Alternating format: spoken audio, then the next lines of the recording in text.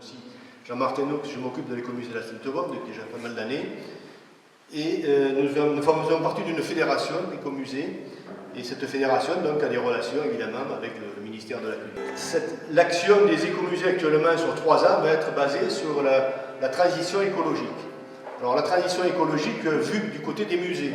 Nous, de la commune, on s'oriente plus sur l'éclairage public.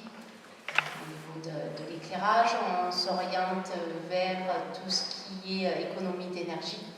Vous voyez un petit peu le principe, c'est-à-dire que, pour conclure, en fait, la transition écologique, elle a 2 axes. Il y a un axe qui est sur nous-mêmes, qu'est-ce qu'on va faire pour faire en sorte d'économiser l'énergie, d'économiser l'eau, etc., de vivre d'une manière un peu plus économe.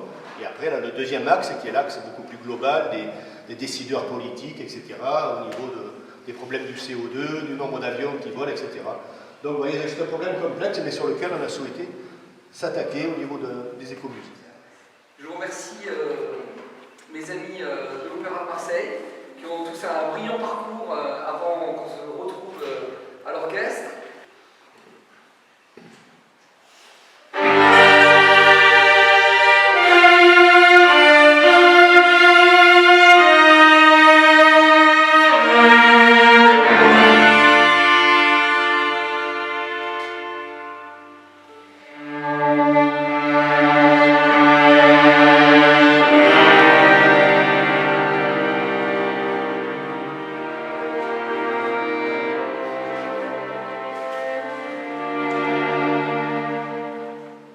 Vous savez, on a des espèces extraordinaires, comme des ifs, on a des houes, et notamment on a aussi du hêtre.